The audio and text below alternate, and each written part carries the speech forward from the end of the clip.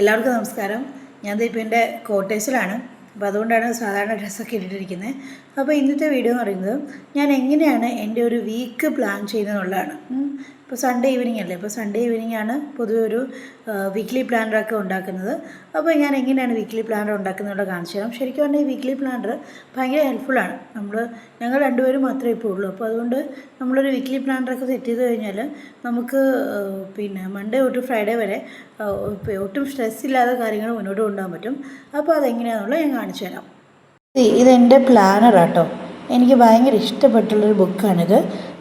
ഈ പ്ലാനർ എടുത്തിട്ടാണ് നമ്മുടെ ഒരു വീക്ക് ഞാൻ പ്ലാൻ ചെയ്യാൻ പോകുന്നത്. പല പല കാര്യങ്ങളുണ്ട് അതിൻ്റെ അകത്ത്. ഫിനാൻസ് വരും, പിന്നെ മീൽ പ്ലാനിങ് വരും, അപ്പോൾ ഒരുപാടുണ്ട്. അപ്പോൾ എങ്ങനെയാണെന്നുള്ളത് ഞാൻ കാണിച്ചു തരാം.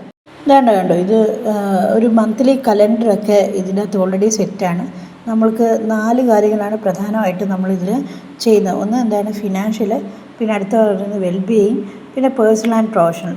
ഇത്രയും കാര്യങ്ങളാണ് നമ്മുടെ മന്ത്ലി ഗോൾസിൽ ഡിവൈഡ് ചെയ്തിരിക്കുന്നത്. പിന്നെ ഹാബിറ്റ് ട്രാക്കറുണ്ട്. ഇപ്പം നമുക്ക് എന്തെങ്കിലുമൊക്കെ പുതിയ ഹാബിറ്റ്, ഇപ്പം നടക്കാൻ പോവുക, അങ്ങനെ എന്തെങ്കിലുമൊക്കെ പരിപാടികൾ തുടങ്ങണം എന്നുണ്ടെങ്കിൽ നമുക്ക് ഹാബിറ്റ് ട്രാക്കറും ഇതിനകത്ത് കൊടുത്തിട്ടുണ്ട്. എനിക്ക് ഭയങ്കര ഇഷ്ടമുള്ളൊരു ബുക്കാണിത്. പിന്നെ ഇതൊക്കെ ഞാൻ ഓൾറെഡി എഴുതി കഴിഞ്ഞതാണ്. അപ്പം നമ്മുടെ നെക്സ്റ്റ് വീക്ക്, അതായത് ഇപ്പോൾ ഓഗസ്റ്റ് 2nd വീക്കാണല്ലോ, ഓഗസ്റ്റ് 2nd വീക്കിലെ മൺഡേ തൊട്ടുള്ള കാര്യങ്ങൾ നമുക്ക് നോക്കാം. മൺഡേ തൊട്ട് സാറ്റർഡേ വരെ എന്തൊക്കെ ചെയ്യാനുള്ളത് നമുക്കിതിൽ കുറിച്ച് വയ്ക്കാം. ഇപ്പോൾ ഇതാണ് എൻ്റെ ഒരു മന്ത്ലി ഗോൾ എന്ന് പറയുന്നത്. പേഴ്സണലി വരുമ്പോഴത്തേക്കും എനിക്ക് മസ്റ്റായിട്ട് ചെയ്യേണ്ട ഒരു കാര്യമാണ് BEdന് പഠിക്കുക എന്ന് പറയുന്നത്. ഞാൻ BEdന് ജോയിൻ ചെയ്തിട്ടുണ്ട്. അപ്പം എല്ലാ ദിവസവും BEd കുറച്ചെങ്കിലും പഠിക്കണം എന്നുള്ളതാണ് എൻ്റെ ഒരു മസ്റ്റ് ഡൂവിൽ വരുന്നത്. പിന്നെ അതുപോലെ തന്നെ റീഡ്രോ, റൈഫ്, സൂര്യ ടോക്ക്, RB അതിൻ്റെയൊക്കെ കണ്ടന്റ് ക്രിയേറ്റ് ചെയ്യണം. അതാണ് പേഴ്സണലി വരുന്നത്. പിന്നെ അതുപോലെ തന്നെ പ്രൊഫഷണൽ വരുമ്പോഴത്തേക്കും കുറേ പണികളുണ്ട്. അപ്പോൾ അതെല്ലാം കൂടി ഇതിൻ്റെ അകത്ത് എഴുതി കഴിഞ്ഞാൽ ഭയങ്കര ഭ്രാന്തമാകും. അതുകൊണ്ട് ഞാനൊരു 3 എണ്ണം മാത്രമേ ഇതിൻ്റെ അകത്ത് എഴുതിയിട്ടുള്ളൂ. ഫസ്റ്റ് എന്ന് പറയുന്നത് എക്കണോമിക്സിൻ്റെ പേപ്പർ കറക്റ്റ് ചെയ്യുക. CRT, അതായത് നമുക്ക് റിവിഷൻ ടെസ്റ്റ് നടക്കുന്നുണ്ട്. അപ്പോൾ അതിൻ്റെ ഫസ്റ്റ് കഴിഞ്ഞിട്ടുണ്ട്. അപ്പോൾ അതിൻ്റെ എക്കണോമിക്സിൻ്റെ പേപ്പർ കറക്റ്റ് ചെയ്യാനുള്ളതാണ് ഫസ്റ്റ് വരുന്നത്.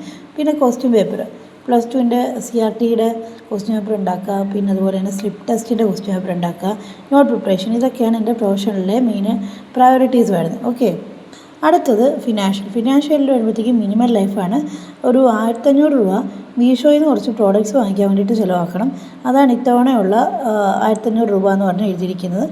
ഞാൻ എങ്ങനെയാണ് ബഡ്ജറ്റ് പ്ലാൻ ചെയ്യുന്നുള്ളത് വേറെ ഒരു ദിവസം ഞാൻ വീഡിയോ ആയിട്ട് തന്നെ ചെയ്തു തരാം. ഇപ്പം എന്താണ് ഇത്തവണത്തെ ഫിനാൻഷ്യൽ ഗോൾ എന്ന് പറയുന്നത്, അല്ലെങ്കിൽ ഒരു എക്സ്ട്രാ ഒരു സ്പെൻഡ് വരുന്നത് മീഷോയിൽ നിന്ന് വാങ്ങിക്കേണ്ട പ്രോഡക്റ്റ്സാണ്. Next wellbeing. പറ്റുവാണെങ്കിൽ എന്താണ് ഇപ്പോൾ എനിക്കൊരു ഫേഷ്യലും ത്രെഡിങ്ങും ചെയ്താൽ കൊള്ളാമെന്നുണ്ട്. പിന്നെ മസ്റ്റായിട്ട് വെള്ളം കുടിക്കുക. പിന്നെ അതുപോലെ തന്നെ പുറത്തുനിന്നുള്ള ഫുഡ് കഴിക്കാതിരിക്കുക. ഇപ്പോൾ അങ്ങനെ പുറത്തുനിന്നുള്ള ഫുഡ് അടി ഭയങ്കര കുറവാണ്. കാരണം ഇവിടെ ഇപ്പം ഓപ്പർച്യൂണിറ്റീസ് അധികം ഇല്ല പുറത്തു പോയിട്ട് കഴിക്കാനൊക്കെ വേണ്ടിയിട്ട്. കഴിക്കാൻ ഒരു ചെറിയൊരു സ്ഥലമല്ലേ, അപ്പോൾ ഇവിടെ അങ്ങനെ പുറത്തു പോയിട്ട് കഴിപ്പൊന്നും ഇല്ല. അപ്പോൾ അതുകൊണ്ട് തന്നെ അത് മിക്കവാറും ഒക്കെ അച്ചീവ് ചെയ്യുന്നൊരു ഗോളാണ്. കൊച്ചി വെച്ചിട്ട് അത് തീരെ അച്ചീവ് ചെയ്യാൻ പറ്റത്തില്ലായിരുന്നു. വീക്കിലി ഗോൾസ് ഞാൻ ഫ്രഷായിട്ട് എഴുതാൻ പോവാണ്. ഇതിൻ്റെ അകത്ത് എല്ലാ കാര്യങ്ങളും എഴുതുന്നുണ്ട്. ഓക്കെ, അപ്പോൾ നമ്മുടെ ഒരു വീക്കിലി ഗോൾസൊക്കെ എഴുതി കഴിഞ്ഞു. ഞാൻ ഈ ആഴ്ച തൊട്ട് സത്യം പറഞ്ഞാൽ ഒരു 3:30 ആകുമ്പോൾ എണ്ണിക്കണം എന്ന് വിചാരിക്കുന്നുണ്ട്. 3:30 ആകുമ്പോൾ എണ്ണീറ്റ് എനിക്ക് ജേർണലിംഗ് കൊണ്ട് പരിപാടിയുണ്ട്. അതായത് ജേർണലിംഗ് എന്താണെന്ന് കുറച്ച് ഡീറ്റെയിൽ ആയിട്ട് വേറെ വീഡിയോയിൽ പറഞ്ഞുതരാം. ജേർണലിംഗ് എന്ന് പറഞ്ഞു കഴിഞ്ഞാൽ നമ്മുടെ ഗോൾസ് എന്താണ് അതൊക്കെ എഴുതി വയ്ക്കുക. പിന്നെ നമ്മുടെ പ്ലാൻസ് അതൊക്കെ എഴുതി വയ്ക്കുക. പിന്നെ അതുപോലെ മാനിഫെസ്റ്റേഷൻ എന്ന് പറഞ്ഞ കാര്യമുണ്ട്. അതായത് നമ്മളുടെ ലൈഫിൽ അത് സംഭവിച്ചു എന്നുള്ള രീതിയിൽ എഴുതുക. അതാണ് മാനിഫെസ്റ്റേഷൻ എന്ന് പറയുന്നത്. അപ്പോൾ അതാണ് ജേർണലിംഗ് എന്ന് പറഞ്ഞാൽ ഉള്ളത്. അത് ഇച്ചിരിയായിട്ട് മുടങ്ങി കിടക്കുക. അപ്പോൾ അതുകൊണ്ടത് 3:30 ആകുമ്പോഴത്തേക്കും മിനിറ്റ് 4 വരെ അത് എഴുതുക. പിന്നെ അതായിട്ട് BEd പഠിക്കുക. പിന്നെ ബ്രേക്ക്ഫാസ്റ്റ് കാര്യങ്ങളെല്ലാം ഉണ്ടാക്കി സ്കൂളിൽ പോവുക. ഇത്രയൊക്കെയാണ് ഒരു വീക്കിലി ഗോൾ എന്ന് പറയുന്നത്. ഇപ്പോൾ ഓരോ ദിവസത്തെ മെനു ഒക്കെ ഞാൻ എഴുതി വെച്ചിട്ടുണ്ട്. അപ്പോൾ അത് പ്രകാരം പോയി കഴിഞ്ഞാൽ കൊള്ളാം. മിക്കവാറൊക്കെ പോകാറുണ്ട്, അല്ലാതെ പോകാതിരിക്കാറൊന്നുമില്ല. പിന്നെ എല്ലാ ദിവസവും എന്താണ് 5:30 വരെ BEd പഠിക്കത്തില്ല. ചില ദിവസം 5 മണി വരെ പഠിക്കും. എന്നിട്ട് 5 തൊട്ട് 6:15 വരെ കണ്ടൻറ് ക്രിയേഷൻ. അതിപ്പോൾ റൈബൂണിൻ്റെ ആണെങ്കിലും എസ്റ്റോക്കിൻ്റെ ആണെങ്കിലും റീഡോയുടെ ആണെങ്കിലും കണ്ടൻറ് ക്രിയേറ്റ് ചെയ്യേണ്ടത് വളരെ അത്യാവശ്യമാണ്. അപ്പം അതിന് വേണ്ടിയിട്ട് അത്രയും സമയം മാറ്റി വയ്ക്കുന്നു. പിന്നെ ഇത്രയാണ് മെയിൻ പ്രയോറിറ്റീസ് വരുന്നത്. അതുകൊണ്ടാണ് ഞാൻ ഈ 3 എണ്ണം മാത്രം എഴുതിയത്. ഈവനിങ് പിന്നെ വന്നിട്ട് കുറച്ച് റിലാക്സ് ചെയ്ത് എന്തെങ്കിലുമൊക്കെ കുക്ക് ചെയ്താൽ മതിയല്ലോ. ഈവനിങ് അങ്ങനെ നമ്മൾ വലിയ കുക്കിങ്ങൊന്നും ഇല്ല. എന്തെങ്കിലും ഹെൽത്ത് മിക്സ് കുടിക്കുമായിരിക്കും. പിന്നെ അല്ലെങ്കിൽ ഓട്സ് അങ്ങനെയൊക്കെയാണ് ഡിന്നർ പോകുന്നത്. അപ്പോൾ അതുകൊണ്ട് ഈവനിങ് അങ്ങനെ വലിയ പ്ലാനിങ്ങിൻ്റെ ആവശ്യമില്ല. പിന്നെ സ്കൂളിലെ വർക്ക് സ്കൂളിൽ ചെന്നിട്ട് ചെയ്യത്തേ ഉള്ളൂ. അല്ലാതെ ഞാൻ വീട്ടിൽ നിന്നിട്ട് സ്കൂളിലെ വർക്ക് അങ്ങനെ ചെയ്യാറില്ല. പ്രധാനമായിട്ടും ക്വസ്റ്റ്യൻ പേപ്പർ ഉണ്ടാക്കുക എന്നൊക്കെ ഉള്ളതാണ്. അത് ഓൾറെഡി ഞാൻ മെൻഷൻ ചെയ്തിട്ടുണ്ട്. അപ്പോൾ ഇങ്ങനെയാണ് എൻ്റെ ഒരു വീക്ക് പ്ലാൻ ചെയ്യുന്നത്. എൻ്റെ ഫേവറേറ്റ് ബുക്കെന്ന് പറയുന്നത്. അപ്പം എല്ലാ ദിവസവും എല്ലാ വീഡിയോയുടെ താഴെയും കമൻറ്റ് ചെയ്യുന്നൊരു ആളുണ്ട്. പിന്നെ സത്യം പറഞ്ഞാൽ അവരുടെ ഒരു കമൻറ്റാണ് എനിക്കിപ്പോൾ ഒരു ഇൻസ്പിറേഷൻ എന്ന് പറയുന്നത്.